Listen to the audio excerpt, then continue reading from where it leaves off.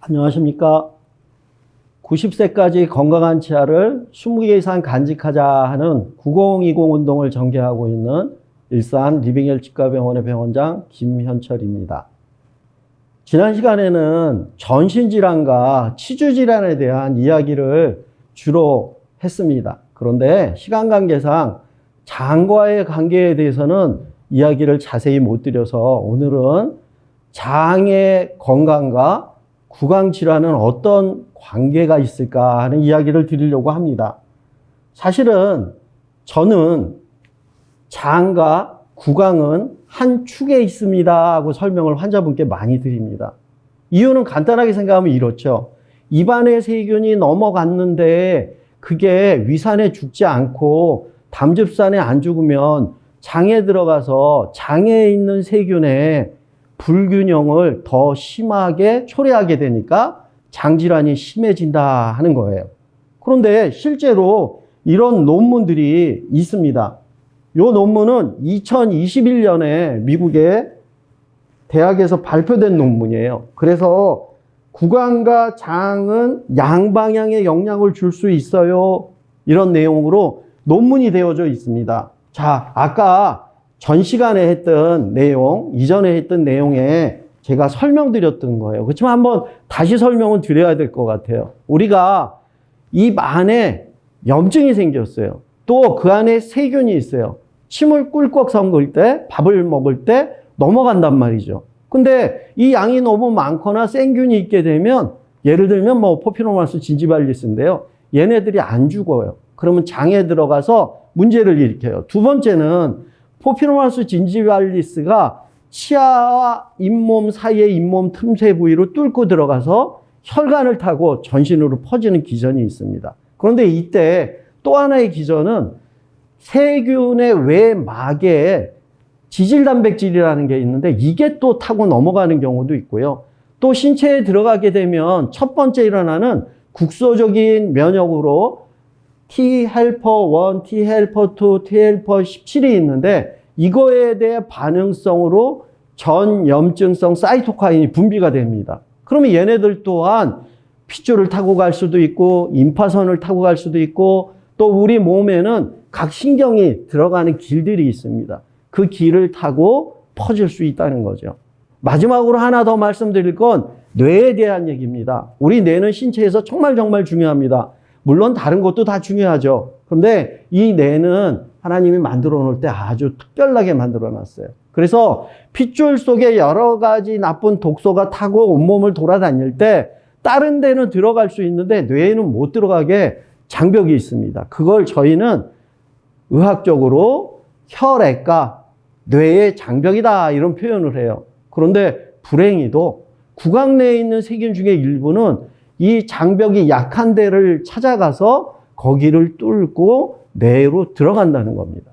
이런 기전으로 전신으로 가는 구강질환을 저희가 얘기를 합니다. 그런데 한 가지 더 이 논문에서 얘기하고 있는 게 있어요. 자, 장에 관련돼서는 사실은 장 그리고 뇌의 축이 있습니다. 장, 간, 축이 있습니다. 장과 폐의 축이 있습니다. 장과 구강의 축이 있다고 처음에 말씀드렸는데 이건 다 연결되어 있다고 보셔야 됩니다. 이 연결성에 중요한 것은 바로 세균들이 장에서 뿜어낸 조금 아까 말씀드린 염증성 사이토카인이에요. 얘네들이 핏줄을 타고 갈 수도 있고 임파선을 타고 갈 수도 있어서 똑같이 전신으로 퍼지게 됩니다. 그런데 그 중에 일부가 구강 내로 들어오게 돼요. 그래서 치주염이, 치은염이 다른 구강 질환이 더 심각한 상태로 진행되는 것입니다. 사실은 입에서 전신으로 퍼지는 건 먹는 거, 피 타고 가는 거, 이 두 개만 생각해도 가는 걸 알 수가 있어요. 그런데 이 그림처럼 장에서 입에 영향을 준다는 생각은 많은 분들이 하지 않아 왔던 사실입니다. 이건 아주 오래된 논문이에요. 그런데 오른쪽에 있는 건 단순히 입안에 원인이 생긴 치은염, 잇몸 질환이고 왼쪽은 장에 생긴 염증성 장질환이 있을 때 생긴 치주염입니다. 이 치은염의 세균의 분포가 다릅니다. 또 이 치은염의 염증성 사이토카인의 분포가 다르다는 거죠. 아주 오래전부터 이건 증명되어져 있어요. 실제로 이런 관련성을 저희들이 가지고 장에 대한 관리를 치과 의사도 할 필요성이 있다 생각되는 경우들이 있다는 겁니다. 현재 사실은 저희 한국에서 장에 생긴 염증성 질환 중에 궤양성 대장염이나 크론병 같은 환자가 굉장히 증가하고 있어요. 그런데 우리 이런 질환에 있는 분이 계시다면 입안도 소홀히 하면 안 된다는 기전을 지금까지 쭉 말씀을 드린 겁니다. 두 번째 하나 말씀을 드리려고 합니다. 우리가 육류 고기를 먹으면 몸에 들어가서 영양소가 분해되면서 아미노산 중에 메치오닌이라는 걸로 바뀌게 되어 있습니다. 얘가 호모시스테인으로 가고 그 다음에 시스테인으로 가고 글루타치온으로 변화되는 거예요. 간에서 생성된 글루타치온은 몸에서 해독작용에 너무너무 중요한 겁니다. 그런데 이 글루타치온은 세 가지 영양 성분이 충분하면 우리 몸에서 만들어질 수 있어요. 그래서 글루타치온을 직접 먹는 것도 중요하지만 전 단계의 세물질을 몸에 충분히 섭취하는 방법으로도 글루타치온이 만들어지는데 그 기전 중에 한 가지가 시스테인입니다. 그런데 메치오닌이 들어가서 호모시스테인으로 바뀌고 호모시스테인으로 가서 시스테인으로 넘어가는데 호모시스테인이 너무 많게 되면 시스테인을 만드는 한계가 있기 때문에 나머지 호모시스테인은 역으로 돌아가서 메치오닌으로 다시 바뀌는 기전이 우리 몸에 있습니다. 이럴 때 비타민 B6나 엽산인 9이나 12 같은 것이 영양소가 꼭 필요하다. 그래서 저희 병원에서는 임플란트를 하거나 치주 질환을 할 때 혈액 검사로 호모시스테인 수치를 검사해요. 이게 부족하면 비타민 B6, 9, 12를 복용하게 하죠. 또 아연도 여기에 도움이 되는 걸로 되어져 있습니다. 그런데 한 가지 더 있다는 겁니다. 자, 아까 왜 임플란트 때 이거를 쓰느냐 하는 이야기를 드리는데 이건 캐나다에 있는 선생님들이 발표한 글이에요. 호모시스테인이 너무 많다 해서 하이 호모시스테인하고 적어 놓은 거예요. 얘네들이 사이토카인에 작용해서 뼈에 있는 오스테오블라스트, 오스테오클라스트, 이게 뼈를 만드는 조골세포, 뼈를 파괴하는 파골세포, 여기에 영향을 주는 겁니다. 또 하나 여기 옆에 보시게 되면 카스페이지라는 게 있는데 이거는 약해진 세포를 자멸사시키는 효소입니다. 이런 것들이 작용을 해서 뼈를 원래 계획보다 정상보다 빨리 녹이는 기전이 있어요. 결국 무슨 얘기냐? 아까 말한 대로 임플란트나 치주질환 때 호모시스테인을 조절할 필요성이 있는데 그것 중에 하나가 염증에 대한 얘기도 있지만 지금 이것 때문에도 있다 하는 얘기죠. 그래서 실제로 이 그림에 보게 되면 오른쪽에는 메치오닌부터 시작해서 글루타치온으로 가는 과정이 잘 표현되어 있는데요.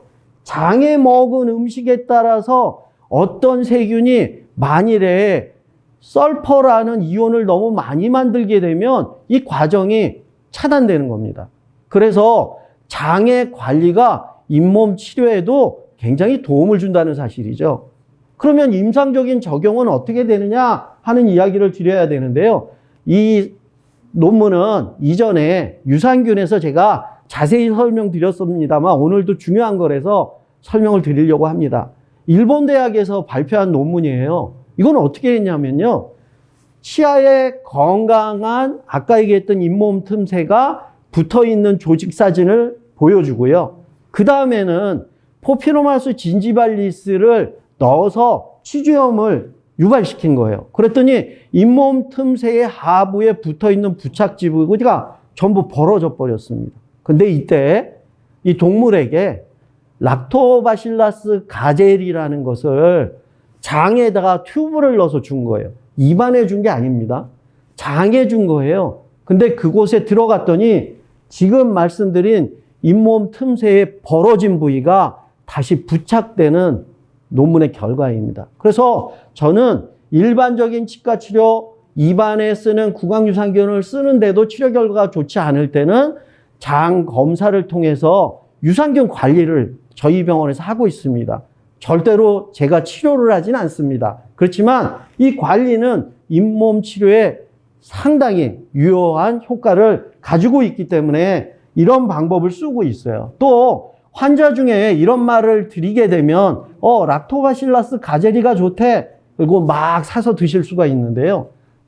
실질적으로 장 안에 유산균이 들어가서 젖산, 락테이트라고 합니다. 락테이트에는 두 가지가 있는데 디락테이트를 너무 많이 만드는 유산균을 먹으면 안 되는 환자분들이 계세요.